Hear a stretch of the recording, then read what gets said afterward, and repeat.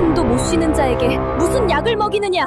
팔려오듯 혼이 난 첫날, 모우는 시어머니가 내린 검은 약사발을 돌바닥에 내던졌습니다.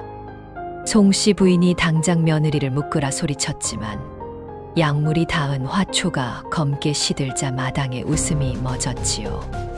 그날 밤 모은이 신랑 백윤겸의 베개 밑에서 반쪽 옥매미를 꺼내는 순간 죽은 사람처럼 누워있던 윤겸의 새끼손가락이 모은의 손바닥을 붙잡았습니다. 도련님은 무엇을 알리려 한 것일까요? 이야기 시작 전에 어디서 듣고 계신지 지역을 댓글로 남겨주세요. 구독과 좋아요를 눌러주시면 이야기 시작합니다. 옛날 옛적 영조 임금이 나라를 다스리던 시절 충청도 홍주의 가족을 위해 제 운명을 내놓은 막내딸이 살고 있었습니다. 영조 임금이 나라를 다스린 지 20해가 가까워지던 무렵 충청도 홍주에는 봄비가 제때 내리지 않았습니다.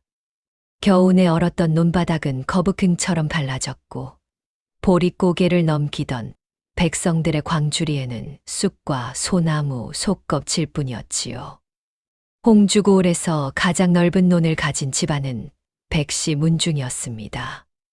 백씨 집안의 소작답은 산 아래부터 바닷바람이 닿는 들판까지 이어졌고 수백 호가 그 논을 빌려 목숨을 이었습니다. 본래 백씨 집안은 인심이 후하다는 평을 들었으나 외아들 백윤겸이 원인을 알 수 없는 병으로 쓰러진 뒤부터 사정이 달라졌습니다. 윤겸의 계모 송씨 부인과 숙부 백태문이 곳간 열쇠와 장부를 차지하면서 소장료가 해마다 올랐던 것입니다. 흉년인데도 백태문은 한 섬을 거두던 논에서 두 섬을 내라 했고 내지 못한 집에는 이자까지 붙였습니다. 아전과 결탁한 마름들은 새벽마다 소작집 대문을 두드려 소치며 농기구를 빼앗아 갔습니다. 백성들은 윤겸 도령이 멀쩡했다면 이 지경까지 오지 않았을 것이라 수군거렸습니다. 윤겸은 글 읽는 것보다 들판을 도는 일을 좋아했고 소작이니 굶으면 주인 곳간도 편할 수 없다 말하던 사람이었지요.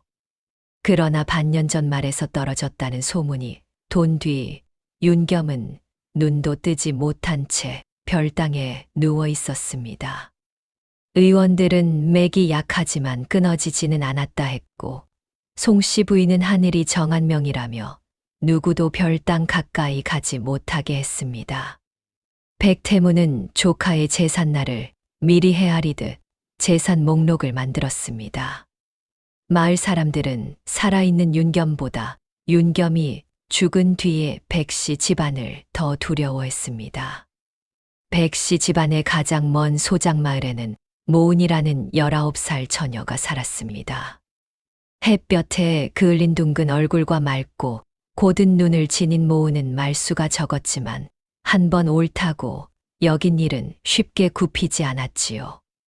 모은의 아버지 장칠복은 평생 남의 논을 갈았고 어머니는 모은이 10살 되던 해 이름 모를 병으로 세상을 떠났습니다.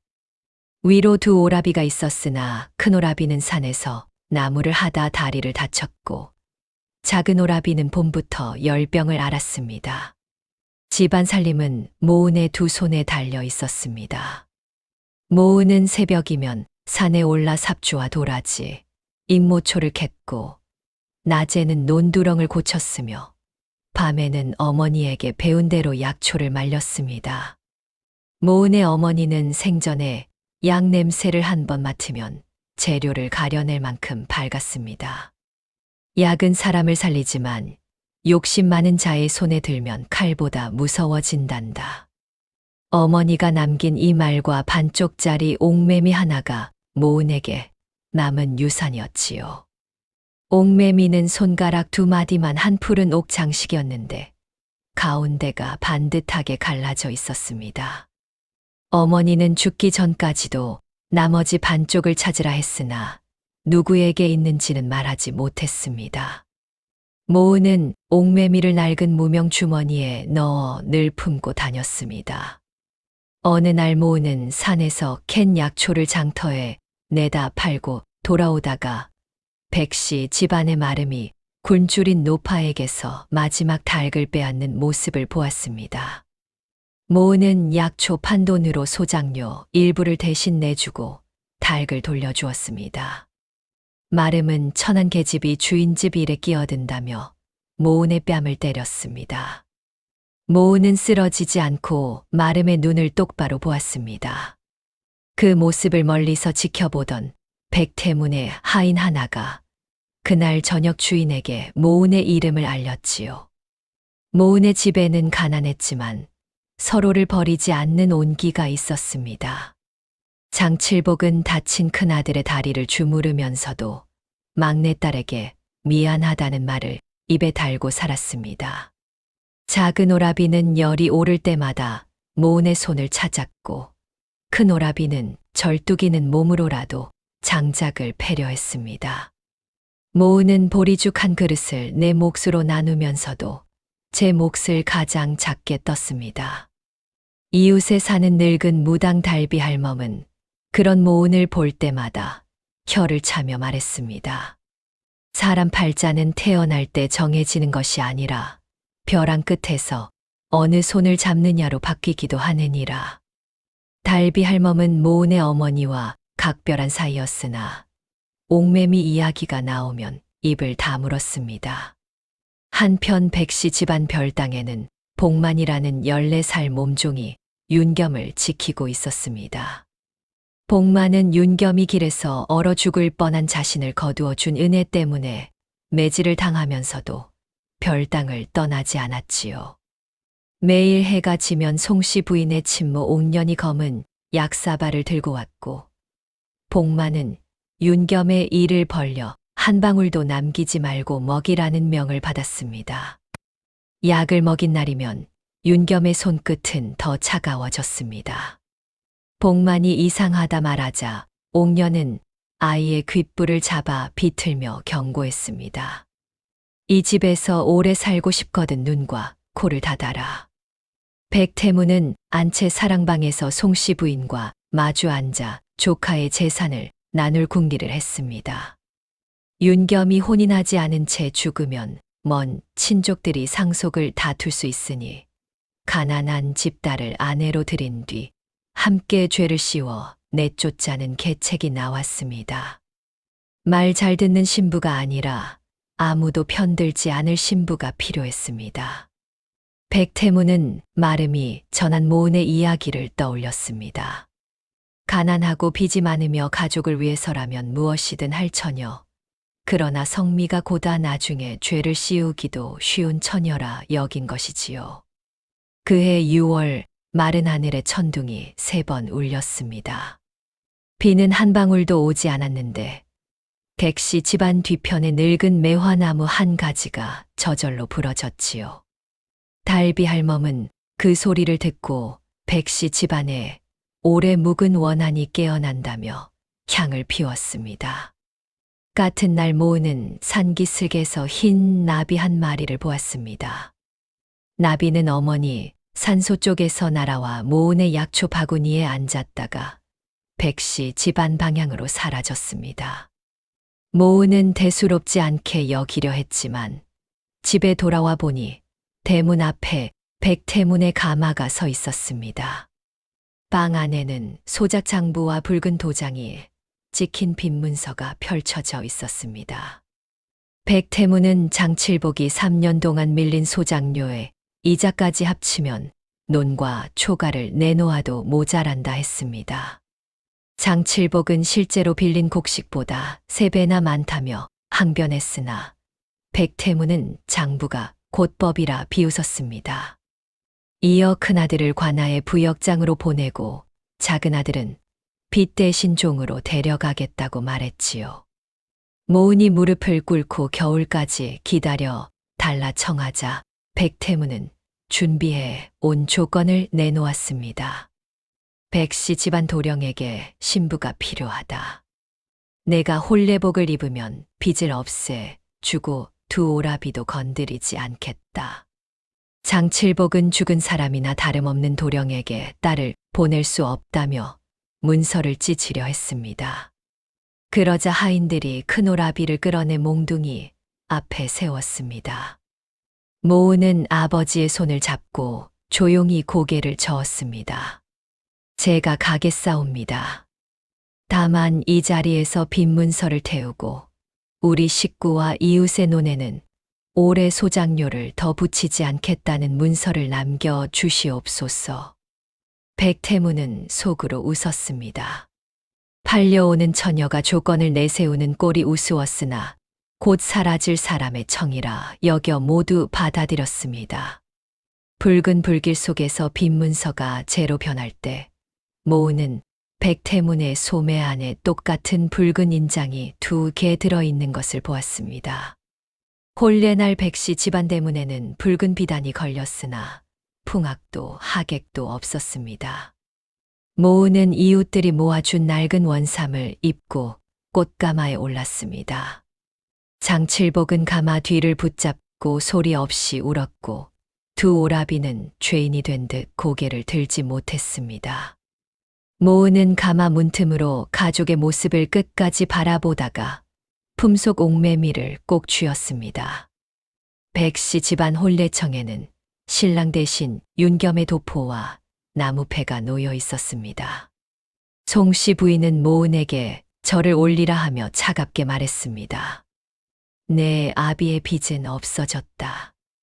이제부터 내일은 숨만 붙은 도련님 곁에서 죽을 날을 기다리는 것이다.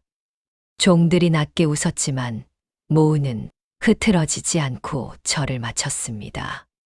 첫날 밤이라고 부르기조차 쓸쓸한 밤, 모우는 별당에서 윤겸을 처음 보았습니다.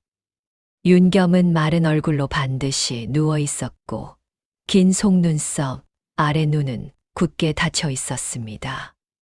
호흡은 가늘었지만 일정했고 이마에는 열이 없었습니다. 모우는 윤겸의 손을 살피다가 손톱 가장자리와 새끼손가락 끝이 먹물처럼 검게 변한 것을 발견했습니다. 방 안에는 치명 냄새가 짙었지만 그 아래에서 어머니의 약방에서 맡았던 쓰고 단 냄새가 났습니다. 잠시 뒤 옥년이 검은 약사발을 들고 들어왔습니다. 송씨 부인은 직접 뒤따라와 한 방울도 남기지 말고 먹이라 명했습니다. 모은이 약사발을 코끝에 대자 등골이 서늘해졌습니다. 약 속에는 기운을 돋우는 인삼과 함께 오래 먹으면 정신을 흐리고 몸을 굳게 하는 초호가 지나치게 들어 있었습니다. 모은은 약사발을 돌바닥에 내던졌습니다. 약물이 튄 화초 잎이 검게 오그라들자 종들의 웃음이 멎었습니다. 송씨 부인은 모은을 묶으라 소리쳤으나 모은은 상한 약을 도련님께 먹이는 것이야말로 불충이라 맞섰습니다. 바로 그 순간 다친 창호가 바람도 없이 흔들리고 흰 나비 한 마리가 방 안을 한 바퀴 돌았습니다. 송씨 부인은 모은을 당장광에 가두려 했습니다. 그러나 윤겸이 혼인 첫날 죽으면 의심을 살 수 있다는 백태문의 눈짓을 보고 화를 눌렀지요. 대신 사흘 안에 윤겸의 상태가 나빠지면 모두 모은의 탓으로 돌리겠다고 선언했습니다. 모은은 별당문이 닫히자 복만에게 깨끗한 물과 숯, 말린 녹두를 구해달라 했습니다.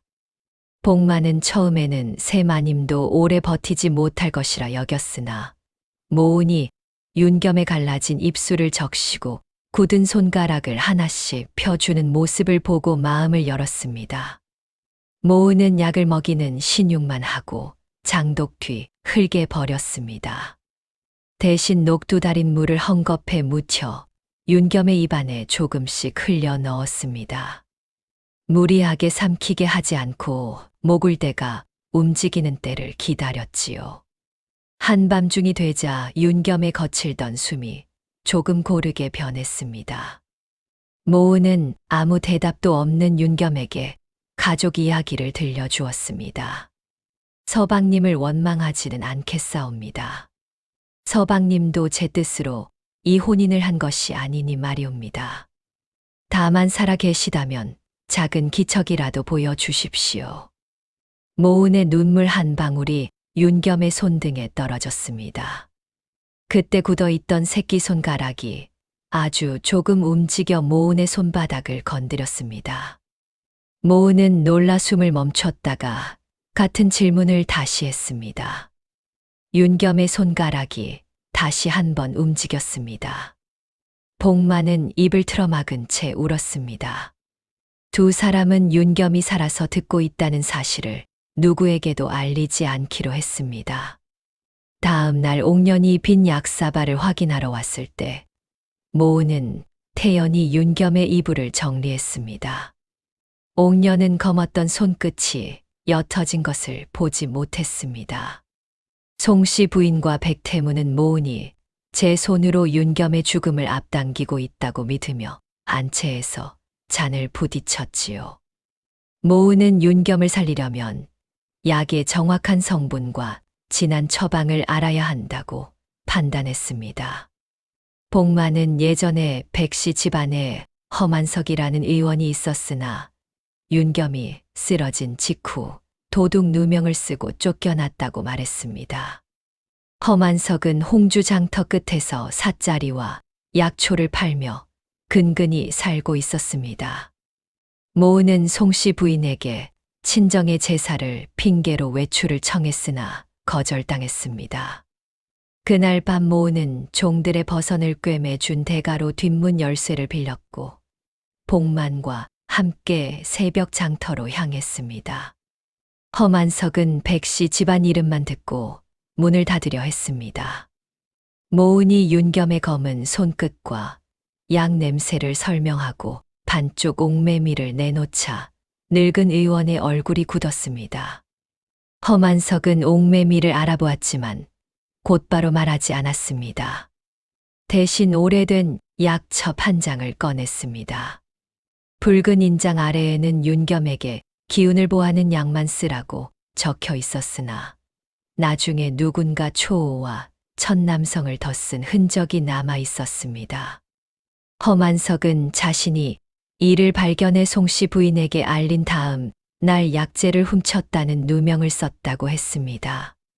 도령은 말에서 떨어져 정신을 잃은 것이 아니오. 쓰러지기 전부터 손이 떨리고 기억이 흐려졌소. 누군가 달마다 양을 늘려 독을 먹인 것이 분명하오. 허만석은 해독에 쓸 감초와 검은 콩을 건네며 한꺼번에 독을 끊으면 몸이 견디지 못할 수 있으니 맥을 살펴 천천히 줄이라 일렀습니다. 돌아오는 길에 흰 나비가 또 나타나 갈림길의 왼쪽으로 날았습니다. 곧 오른쪽 길에서 백태문의 하인들이 횃불을 들고 지나갔습니다. 모은과 복만은 나비를 따라간 덕에 들키지 않았습니다. 복만은 윤겸의 친어머니가 생전에 흰 나비 꿈을 길조로 여겼다고 속삭였지요. 모은이 돌아온 뒤 송씨 부인의 의심은 더욱 짙어졌습니다. 옥년이 약사발 바닥에서 검은 콩 냄새를 맡았기 때문입니다. 송씨 부인은 안채 종들을 모두 모아놓고 모은에게 새 약을 직접 맛보라 명했습니다. 며느리가 시어미의 정성을 의심하니 내 입으로 먼저 증명하거라. 약에는 전보다 진한 초호 냄새가 났습니다. 모은이 거절하면 약을 바꿔치기 했다는 죄를 뒤집었을 판이었지요. 모은은 약사발을 받아들고 향로 앞에 무릎을 꿇었습니다. 조상께 먼저 고해야 한다며 향로의 재를 한 꼬집 약에 넣자 검은 물이 푸르게 변하며 거품을 냈습니다. 허만석에게 들은 시험법이었습니다. 모은은 상한 약재와 녹그릇에 녹이 만나 변한 것 같다며 이런 약을 도련님께 올린 책임을 누가 질 것이냐고 되물었습니다. 종들 사이에서 웅성거림이 일었습니다. 송씨 부인은 옥년의 뺨을 때리며 모든 잘못을 친모에게 돌렸습니다. 옥년은 억울했지만 입을 열지 못했습니다. 그날 밤 송씨 부인은 옥년의 어린 딸을 다른 고을로 보내버리겠다고 협박하며 더 강한 약을 만들라 했습니다. 모은은 부엌 뒤에서 두 사람의 말을 엿들었으나 증거 없이 나섰다가는 옥년과 아이 모두 위험해질 것을 알았습니다. 모은은 옥년에게 모르는 척 따뜻한 죽을 건넸습니다. 옥년은 죽그릇 아래에 작은 종이 한 장을 숨겨 돌려주었습니다. 종이에는 다음 보름에 백태문이 서고의 장부를 모두 태울 것이라 적혀 있었습니다. 모은은 옥년이 완전히 악한 사람은 아니며 두려움에 묶여 있음을 깨달았습니다.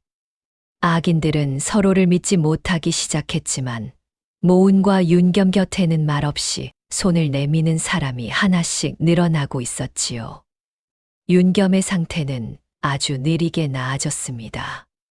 눈꺼풀이 떨리기 시작했고 손가락을 움직이는 힘도 조금 강해졌지요.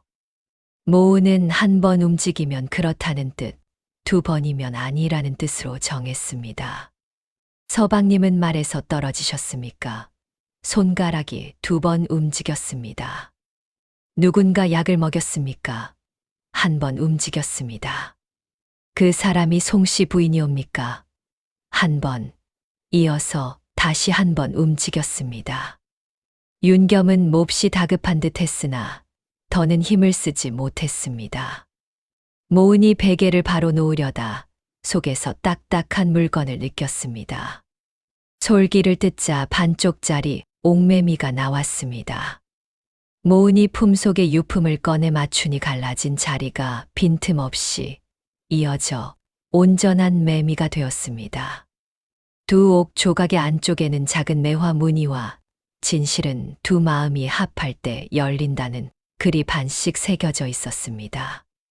모은은 어머니와 윤겸의 집안이 오래전부터 이어져 있었음을 직감했습니다. 그 순간 윤겸의 눈가에서 눈물이 흘렀습니다. 모은은 윤겸의 손을 감싸며 반드시 진실을 찾겠다고 약속했습니다. 방 밖에서는 송씨 부인이 보낸 종이 창호 구멍으로 안을 엿보고 있었습니다. 모은은 흰 나비가 창가에 앉아 날개를 빠르게 떨자 인기척을 알아차렸습니다. 곧바로 옥매미를 숨기고 윤겸의 팔을 축 늘어뜨렸지요. 종은 윤겸이 여전히 꼼짝하지 못한다 보고했습니다. 백태문은 모은이 헛된 정성에 빠졌다며 비웃었습니다. 잠든 놈에게 마음을 주었으니 제 발로 무덤에 들어가는구나. 그러나 그날부터 윤겸은 눈꺼풀로도 답하기 시작했고 악인들이 모르는 대화는 더욱 또렷해졌습니다. 7월 장맛비가 늦게 찾아와 처마 끝에서 종일 물방울이 떨어졌습니다. 모은은 비 냄새가 스미는 별당에서 윤겸의 팔다리를 따뜻한 수건으로 감싸고 굳은 관절을 천천히 움직였습니다. 처음에는 손목 하나를 굽히는데도 윤겸의 이마에 땀이 맺혔으나 날이 갈수록 버티는 시간이 길어졌습니다. 모은은 윤겸에게 들판의 소식과 친정 식구의 안부를 들려주었습니다. 백태문이 약속과 달리 이웃 소작인에게 소작료를 더 붙였다는 이야기를 할 때면 윤겸의 눈썹이 떨렸습니다. 모은은 분노만으로 몸을 해치지 말라 달래며 장부를 찾아 백성들의 목까지 되찾겠다고 했습니다. 어느 밤 윤겸이 처음으로 눈을 가늘게 떴습니다. 초점이 흐렸지만 시선은 모은을 향했습니다. 모은은 기쁨의 소리를 낼 뻔했으나 입술에 손가락을 대고 웃었습니다. 윤겸은 힘겹게 입술을 움직여 고맙소와 비슷한 숨소리를 냈습니다. 모은은 눈물을 닦으며 대답했습니다. 고마움은 걸어서 마당을 나가신 뒤에 받게 싸웁니다. 복만은 두 사람을 위해 쌀겨와 콩을 섞어 묽은 미음을 끓였습니다. 별당에 모처럼 따뜻한 냄새가 돌았습니다. 윤겸은 모은이 떠먹이는 미음을 한 숟갈 삼켰고 모은은 마치 큰 잔치를 치른 사람처럼 환하게 웃었습니다. 창밖의 매화나무에는 철도 아닌데 작은 꽃봉오리 하나가 맺혔습니다. 그날 이후 윤겸과 모은 사이에는 강요된 혼례로는 설명할 수 없는 믿음이 자랐습니다. 말 한마디 없이도 서로의 뜻을 헤아렸고 화롯불이 잦아드는 밤이면 두 사람의 마음은 꺼지지 않는 불씨처럼 조용히 빛났지요. 보름이 가까워지자 백태무는 서고의 낡은 장부를 없애려 했습니다. 모은은 윤겸에게 서고의 위치를 물었고 윤겸은 눈짓으로 별당 북쪽 벽을 가리켰습니다. 벽장 뒤 판자를 드러내자 사람이 겨우 기어갈 만한 좁은 통로가 나타났습니다. 윤겸의 친어머니가 난리를 피하려 만들어 둔 길이었습니다. 모은과 복만은 깊은 밤 통로를 지나 서고로 들어갔습니다. 선반에는 소작 장부가 해마다 묶여 있었지만 최근 3년 것은 글씨가 서로 달랐습니다. 모은은 백태문이 들고 다니던 붉은 인장을 떠올리고 장부의 도장을 살폈습니다. 겉장부에는 소장료가 실제보다 두세 배 부풀려졌고 곡식을 관아에 바친 것처럼 꾸민 기록도 있었습니다. 바닥 널빤지 아래에서는 윤겸의 필체로 적힌 진짜 장부 일부가 나왔습니다. 윤겸은 쓰러지기 전 백태문의 횡령을 조사하며 원본을 나누어 숨겼던 것입니다. 그때 바깥에서 열쇠 돌아가는 소리가 났습니다. 백태문과 마름이 기름 단지를 들고 들어왔습니다. 모은과 복만은 장부 몇 장만 품고 통로로 숨었습니다. 백태문은 겉장부 가운데 오래된 것만 태우며 마름에게 말했습니다. 조카가 죽으면 가짜 유언장을 내놓아라. 새 며느리에게 독살죄를 씌우면 백씨 재산은 모두 내 것이 된다. 모은은 판자 틈으로 백태문의 말을 들으며 손을 떨었습니다. 복만이 재채기를 참지 못해 몸을 움찔했지만 갑자기 서고 지붕 위에서 고양이 울음소리가 나 두 아기는 밖으로 나갔습니다. 통로 입구에는 흰 나비가 앉아 있었습니다. 모은은 어머니와 윤겸의 친어머니가 자신들을 지켜주는 듯한 기분을 느꼈지요. 하지만 진짜 장부는 절반뿐이었고 나머지 없이는 관아에서 위조라 우길 수 있었습니다. 모은은 가져온 장부 조각을 윤겸에게 보여주었습니다. 윤겸은 오른손 검지를 움직여 장부의 매화 표시를 짚은 뒤 마당 쪽을 가리켰습니다. 복만이 윤겸을 부축해 창가에 앉히자 시선은 오래된 매화나무 뿌리에 머물렀습니다. 모은과 복만은 한밤중 나무 아래를 팠습니다. 삽 끝에 돌이 닿았고 흙 속에서 작은 옹기 항아리가 나왔습니다. 항아리 안에는 기름종이에 싼 진짜 소작 장부와 윤겸의 친어머니가 남긴 편지가 들어 있었습니다. 편지에는 송씨 부인과 백태문이 오래전부터 백씨 집안 곡식을 빼돌렸으며 이를 알아챈 친어머니에게 독을 먹였다는 내용이 적혀 있었습니다.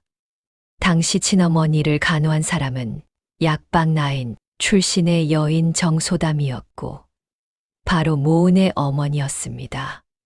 정소담은 독이 든 약첩과 인장을 빼내려 했으나 발각되어 어린 모은을 데리고 달아났습니다.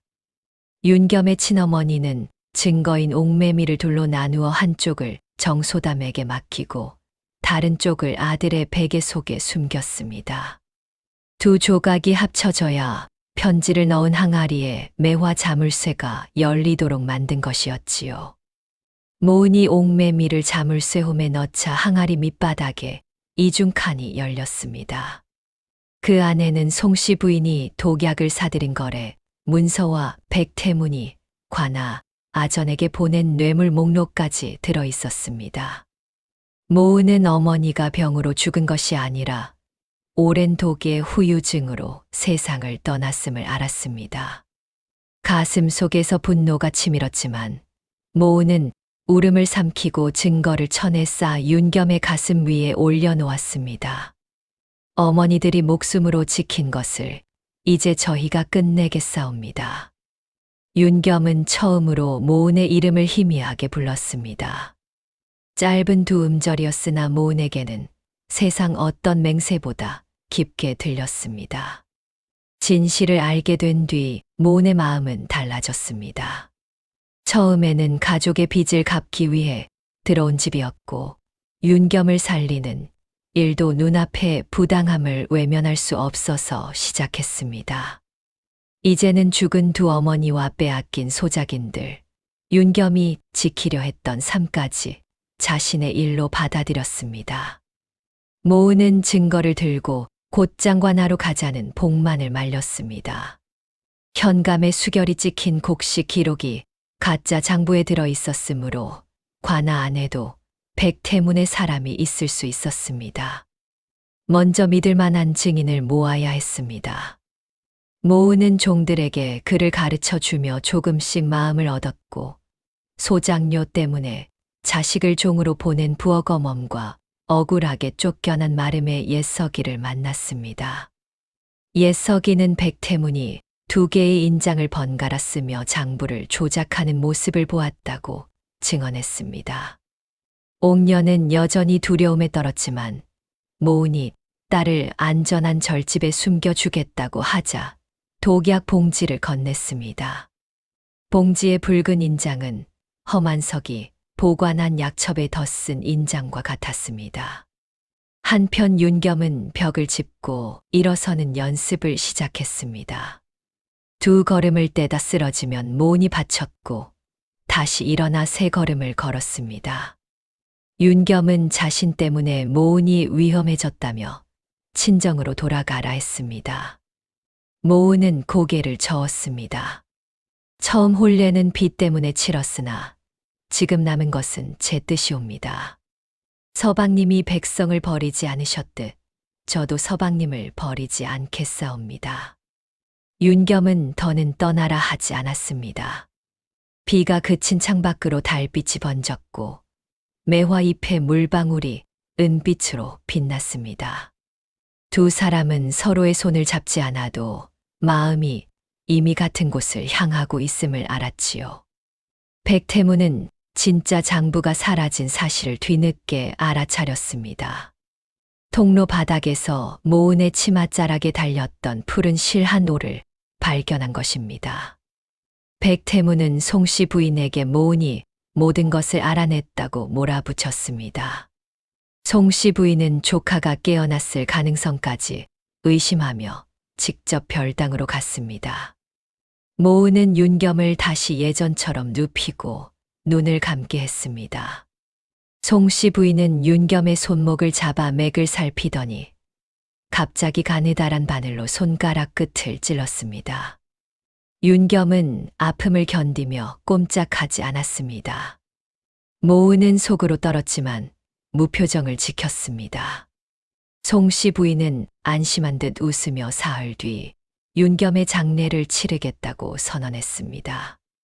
살아있는 사람의 장례를 준비해 죽음을 사실로 만들려는 계책이었습니다. 이어 모은에게 윤겸의 병고안을 잘못해 죽게 했다는 자복서를 내밀었습니다. 도장을 찍으면 친정 식구는 살려주고 모은만 절로 보내겠다 했지요. 모은은 생각할 시간을 달라며 고개를 숙였습니다. 송씨 부인은 모은이 굴복했다고 믿고 백태문에게 장례와 유언장 공개를 준비하라 했습니다. 그러나 안채 곳곳에는 모은을 따르는 종들이 있었고 장례 날짜와 가짜 유언장의 보관 장소가 곧 별당으로 전해졌습니다. 윤겸은 분노로 몸을 떨다가 마침내 침상에서 혼자 일어났습니다. 아직 다리가 약했지만 목소리는 전보다 또렷했습니다. 숙부가 나를 죽었다 선포하게 두시오. 장례 마당에 모인 모든 이 앞에서 살아있음을 보이겠소. 모은은 윤겸의 몸이 견디지 못할까 걱정했으나 윤겸은 평생 누운 채 사는 한이 있어도 백성들이 빼앗기는 것을 더는 보지 않겠다 했습니다. 두 사람은 악인들이 스스로 죄를 드러낼 때까지 마지막 사흘을 버티기로 했습니다. 장례 전날 밤, 별당 문 밖에서 기름 냄새가 났습니다. 백태문은 장례까지 기다릴 생각이 없었습니다. 별당과 증거를 한꺼번에 태운 뒤 모은이 도망치다 불을 냈다고 꾸밀 셈이었지요. 산송장과 천것을 함께 태워버려라. 그래야 이 집 재산이 온전히 우리 것이 된다. 하인들이 처마 및 마른 집에 불을 붙였습니다. 순식간에 불길이 문을 에워쌌고 밖에서 빗장이 걸렸습니다. 복만이 비명을 지르며 문을 밀었으나 움직이지 않았습니다. 모은은 젖은 이불을 윤겸에게 둘러엎으려 했습니다. 윤겸은 자신을 두고 증거만 갖고 나가라 했지만 모은은 단호히 거절했습니다. 사람을 버리고 지킨 장부가 무슨 소용이 있겠사옵니까? 연기가 방 안을 채우자 윤겸은 벽장 뒤 통로를 가리켰습니다. 하지만 불길이 먼저 통로 입구를 막았습니다. 그때 마당 쪽 벽 아래에서 쿵쿵 소리가 들렸습니다. 복만이 평소 밥을 나누어 주던 종들과 소작인들이 장례 준비를 핑계로 집 안에 들어와 장작광의 얇은 벽을 허물고 있었습니다. 모은은 항아리에 증거를 품에 넣고 윤겸의 팔을 어깨에 둘렀습니다. 벽이 무너지자 찬 밤 공기가 밀려들었습니다. 세 사람은 종들의 도움을 받아 가까스로 빠져나왔습니다. 송씨 부인은 불타는 별당을 바라보며 죽음을 확인하려 했으나 달비 할멈이 마당 반대편에서 흰 천을 흔들어 시선을 돌렸습니다. 모은과 윤겸은 험한석이 마련한 빈 약방으로 몸을 피했습니다. 다음 날 백태문은 관아의 모은이 윤겸을 독살하고 재물을 훔친 뒤 별당에 불을 질렀다고 고발했습니다. 장칠복과 두 아들까지 붙잡혀왔습니다. 현감은 백태문에게 뇌물을 받은 아전을 통해 모은을 역적 같은 악부라 몰았고 고을 곳곳에 체포방을 붙였습니다. 악인들은 두 사람이 불에 죽었다고 믿으면서도 죽은 모은에게 모든 죄를 씌웠지요. 험한석의 약방에서 윤겸은 연기를 마신 탓에 다시 열이 올랐습니다. 모은은 관아로 가 가족을 구하겠다 했지만 윤겸은 지금 나서면 증거를 빼앗길 것이라 말렸습니다. 바로 그때 백태문의 심부름꾼이 몰래 찾아왔습니다. 송씨 부인이 모은의 가족을 풀어주고 멀리 달아날 돈까지 주겠다는 전갈이었습니다. 조건은 장부와 옥매미를 넘기고 윤겸이 불 속에서 죽었다고 증언하는 것이었지요. 모은은 거짓 구원의 손길임을 알았지만 가족이 형틀에 묶였다는 말을 듣자 마음이 흔들렸습니다. 윤겸은 모은의 선택을 원망하지 않겠다며 증거를 내주고 가족을 살리라 했습니다. 모은은 밤새 어머니의 옥매미를 들여다보았습니다. 새벽이 밝을 무렵 모은은 증거 보퉁이를 들고 약방을 나섰습니다. 심부름꾼은 패정자에서 기다리고 있었습니다. 모은이 보퉁이를 건네자 숨어있던 백태문의 하인들이 달려들었습니다. 보퉁이 안에는 빈 장부와 돌멩이만 들어 있었습니다. 모은은 하인들이 자신을 쫓아온 사이 옥년과 복만이 진짜 증거를 들고 가명으로 떠날 시간을 벌었습니다. 그러나 하인 수가 너무 많았습니다. 모은은 붙잡혀 관아로 끌려갔고 백태문은 약속 따위는 없었다며 웃었습니다. 장칠복은 딸을 보자 울면서 자신이 거짓 자복서에 손도장을 찍었다고 고백했습니다. 두 아들의 목숨을 빌미로 딸이 약을 훔쳤다고 쓰게 했던 것입니다. 모은은 아버지를 원망하지 않고 손을 잡았습니다. 아버지는 저를 살리려 하셨고 저는 가족을 살리려 했으니 죄는 두려움을 이용한 자들에게 있사옵니다. 현감은 다음 날 아침 공개신문을 열어 모은에게 중한 벌을 내리겠다고 했습니다. 백태무는 진짜 증거가 이미 가명으로 향한 사실을 알지 못한 채 승리를 확신했습니다. 관아 마당에는 소작인과 장터 사람들이 구름처럼 모였습니다. 현감은 모은을 형틀 앞에 세우고 윤겸을 독살한 이유를 대라 호통쳤습니다. 백태무는 가짜 유언장을 펼쳐 윤겸이 생전에 모든 재산을 숙부에게 맡겼다고 주장했습니다. 송씨 부인은 상복을 입고 눈물을 흘리는 신용을 했습니다. 옥녀는 증인석에 끌려 나와 모은이 약을 바꿨다고 말하라는 명을 받았습니다. 옥녀는 객석 어딘가에 있을 딸을 찾듯 주위를 둘러보다가 끝내 고개를 들었습니다. 약을 바꾼 사람은 모은 아씨가 아니옵니다. 송씨 마님께서 10년 넘게 독을 사들이셨사옵니다. 마당이 술렁였습니다. 송씨 부인은 미친 종의 헛소리라며 옥년을 끌어내라 했습니다. 그때 험한석이 나타나 붉은 인장이 찍힌 옛 약첩과 독약 봉지를 내놓았습니다. 두 인장은 같은 흠집을 지니고 있었습니다. 백태무는 모두 모은이 꾸민 위조라 우겼고 현감도 증거를 치우라 명했습니다. 바로 그 순간 관아 문 밖에서 지팡이 짚는 소리가 들렸습니다. 죽었다던 백윤겸이 복만의 부축을 받으며 마당으로 걸어 들어왔습니다. 윤겸은 창백했지만 눈빛은 맑았습니다. 제게 독을 먹인 자는 아내가 아니라 저기 앉은 계모와 숙부이옵니다. 송씨 부인의 얼굴에서 핏기가 사라졌고 백태무는 뒷문으로 달아나려 했습니다. 소작인들이 길을 막았습니다.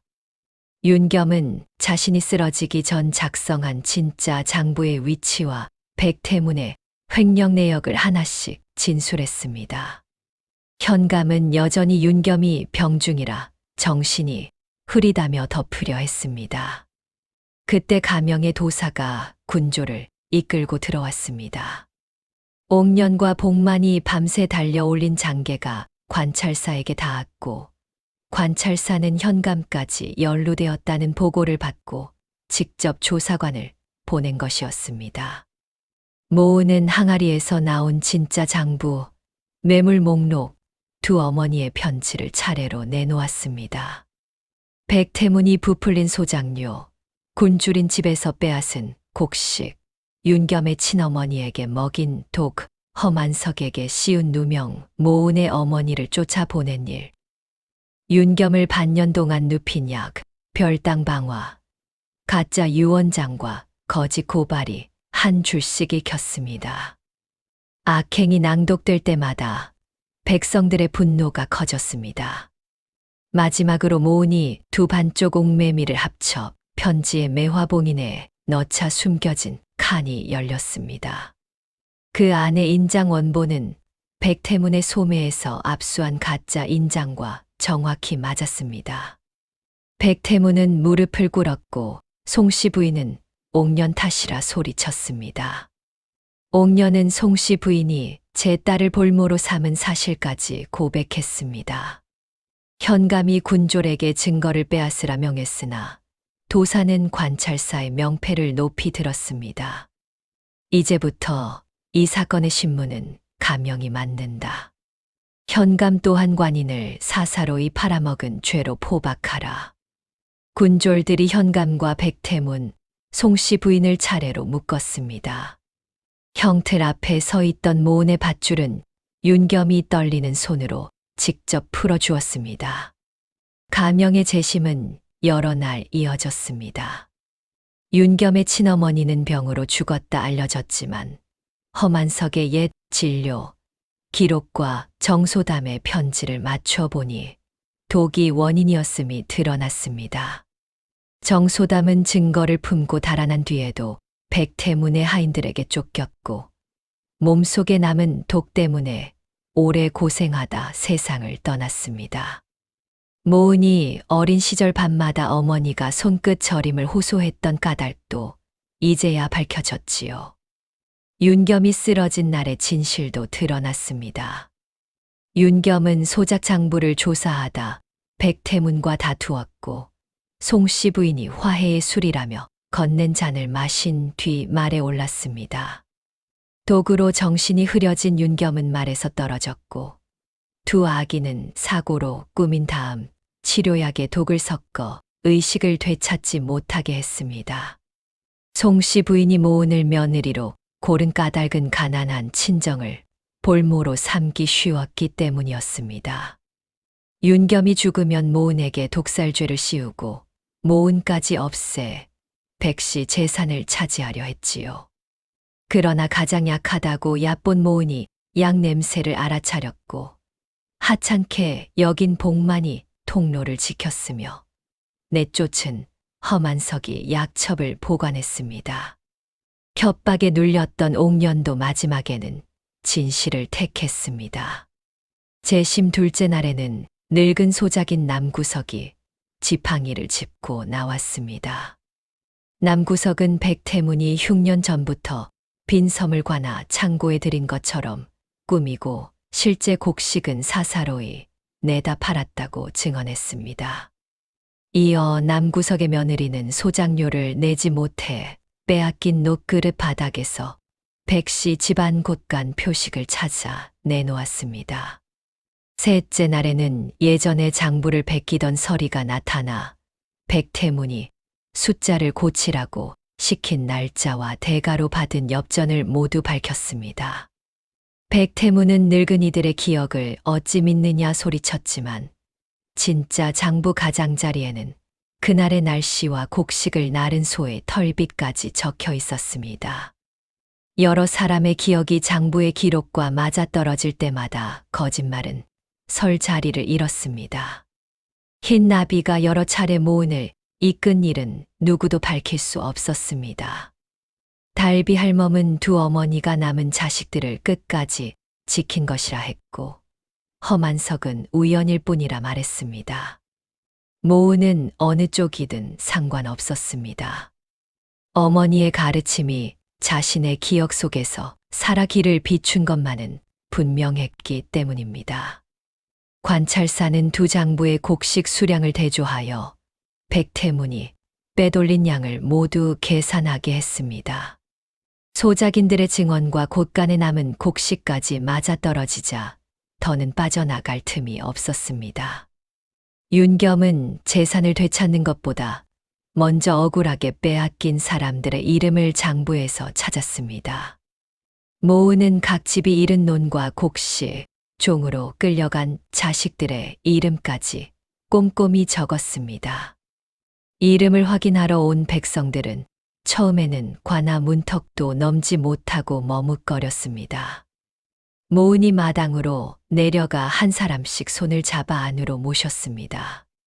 그를 모르는 노인에게는 기록을 소리내어 읽어 주었고 이미 세상을 떠난 피해자의 몫은 남은 가족에게 돌려주도록 표시했습니다. 장칠복도 딸 곁에 앉아 밤새 먹을 보충하고 종이를 말렸습니다. 아버지는 가족을 살리려 딸을 보낸 죄책감에 고개를 들지 못했지만 모은은 아버지가 살아 견뎌준 덕에 자신도 돌아갈 뿌리를 잃지 않았다고 위로했습니다. 윤겸은 두 사람의 모습을 바라보며 백씨 집안이 남의 가난 위에 세워졌다면 집의 기와 한 장도 자신의 것이 아니라 말했습니다. 모은은 잘못된 것을 돌려주는 일은 집을 무너뜨리는 것이 아니라 다시 세우는 일이라고 답했습니다. 두 사람이 밤새 밝힌 등불은 가명마당의 새벽까지 꺼지지 않았습니다. 판결이 내려지는 날, 관찰사는 백태문에게 재산 강탈과 문서 위조, 살인 모해, 방화와 무고의 죄를 물어 가진 재물을 몰수하고 먼 고을의 관노로 보내라 명했습니다. 백태문은 양반인 자신을 어찌 종으로 만드느냐 울부짖었으나 관찰사는 남의 자식을 빚 대신 종으로 끌고 갈 때는 신분을 말하지 않더니 제 몸에 닥치자 법을 찾느냐고 꾸짖었습니다. 송씨 부인은 두 사람에게 오랫동안 독을 먹이고 어린아이를 볼모로 삼은 죄가 무거워 외딴 섬으로 유배되었습니다. 떠나는 수레에서도 모든 것이 백태문의 꾀미라 외쳤지만 누구도 귀를 기울이지 않았습니다. 뇌물을 받고 장부 조작을 도운 현감은 파직된 뒤 옥에 갇혔고 관련 아전과 마름은 빼앗은 곡식을 토해 내고 곤장을 받았습니다. 백태문이 수레에 오르기 전 닭을 빼앗겼던 노파가 앞으로 나왔습니다. 노파는 돌을 던지는 대신 빈 돛박 하나를 발치에 내려놓았습니다. 영감이 우리에게 남긴 것이 바로 이것이오. 굶주림이 어떤 것인지 이제 몸으로 배우시오. 백태문은 고개를 돌렸지만 마당에 모인 사람들은 욕설보다 더 무거운 침묵으로 바라보았습니다. 송씨 부인에게 끌려가던 옥녀는 한때 자신도 죄에 손을 보탰다며 울었습니다. 험한석의 누명은 벗겨졌으며 옥녀는 협박 아래 가담한 사정과 결정적인 증언을 참작받아 풀려났습니다. 옥녀는 딸의 손을 잡고 모은 앞에 엎드렸으나 모은은 일으켜 세웠습니다. 잘못을 숨기지 않고 끝내 바로잡으셨으니 이제 아이 곁에서 바르게 사십시오. 옥녀는 다시는 두려움을 핑계로 남의 목숨을 외면하지 않겠다고 맹세했습니다. 몰수한 곡식은 피해를 입은 소작인들에게 돌아갔습니다. 곡식 자루를 나누는 날 모으는 힘센 집부터 줄을 세우지 않았습니다. 어린아이와 병든 노인이 있는 집, 씨앗 곡식까지 빼앗긴 집을 먼저 불렀습니다. 빈 문서 때문에 종으로 끌려갔던 아이들도 부모 품으로 돌아왔고 장칠복의 두 아들도 풀려났습니다. 여러 해 만에 자식을 안은 어머니들의 울음이 곳간 마당을 가득 채웠습니다. 윤겸은 백씨 집안의 소작료를 흉년 전보다 낮추고 흉작이 든 해에는 곡식 대신 마을 둑과 수로를 함께 고치는 것으로 대신하게 했습니다. 진짜 장부는 누구나 확인할 수 있도록 마을 어른셋과 백씨 집안이 함께 보관했습니다. 한 사람이 곳간 열쇠와 장부를 모두 쥐지 못하게 한 것이지요. 또한 윤겸은 복만을 몸종 신분에서 풀어주고 원한다면 그를 배워 장부를 맡으라 했습니다. 복만은 다른 곳으로 떠나기보다 백씨 집안에 남아 자신처럼 갈 곳 없는 아이들이 그를 배울 수 있게 돕겠다고 했습니다. 백성들은 모은을 백씨 집안을 구한 안주인이라 불렀지만 모은은 자신 혼자 한 일이 아니라 했습니다. 가장 작은 손들이 서로를 놓지 않았기에 큰 탐욕을 꺾을 수 있었다는 말이었습니다. 그 말을 들은 복만은 처음으로 가슴을 펴고 웃었습니다. 겨울이 지나고 매화가 피기 시작할 무렵 윤겸은 지팡이 없이 마당을 걸었습니다. 완전히 예전 몸으로 돌아온 것은 아니어서 비가 오는 날이면 다리가 저렸지만 윤겸은 매일 들판을 돌며 소작인들의 말을 들었습니다. 모으는 백씨 집안 한편의 작은 약방을 여러 가난한 사람에게는 돈을 받지 않고 약초를 나누었습니다. 험한석이 약방을 맡아 모은에게 맥을 짚고 약을 다루는 법을 더 가르쳤지요. 어느 따뜻한 날 윤겸은 모은을 처음 혼례를 치렀던 빈 마당으로 불렀습니다. 이번에는 붉은 비단도 풍악도 억지로 준비하지 않았습니다. 장칠복과 두 오라비, 복만과 험한석, 옥년 모녀와 소작마을 사람들이 둘러섰습니다. 윤겸은 모은 앞에 정중히 절하며 말했습니다. 지난 혼례는 빚과 협박이 맺은 것이었소. 이제 백윤겸이 온전한 뜻으로 묻겠소. 모은 낭자께서 다시 내 아내가 되어 주시겠소. 모은은 한동안 윤겸을 바라보다가 미소를 지었습니다. 이번에는 제가 값을 치르러 온 것이 아니니 서방님도 평생 사람을 값으로 헤아리지 않겠다고 약속해 주십시오. 윤겸은 백성 앞에서 그 약속을 했고 두 사람은 서로 맞절을 올렸습니다. 바람이 불자 매화 꽃이 피 눈처럼 내려앉았습니다. 온전해진 옥매미는 두 어머니의 위패 앞에 놓였습니다. 모으는 어머니가 남긴 말의 뜻을 이제야 알았습니다. 약도 재물도 권세도 사용하는 사람의 마음에 따라 생명을 살리거나 해칠 수 있었습니다. 신분 높은 자가 늘 귀한 것도 아니고 가난한 자가 늘 약한 것도 아니었습니다. 탐욕으로 묶은 인연은 끝내 썩어 끊어졌지만 어려울 때 서로 내민 손은 한 집안과 수많은 삶을 살렸지요. 그해 백시 들판에는 오랜만에 풍년이 들었습니다. 첫 수확날 윤겸과 모우는 가장 좋은 쌀 한 섬을 두 어머니의 재상보다 먼저 굶주린 이웃들에게 보냈습니다. 달비 할멈은 들판 위를 날아가는 흰 나비 두 마리를 바라보며 웃었습니다. 나비들은 나란히 매화나무를 한 바퀴 돌고 햇빛 속으로 사라졌습니다.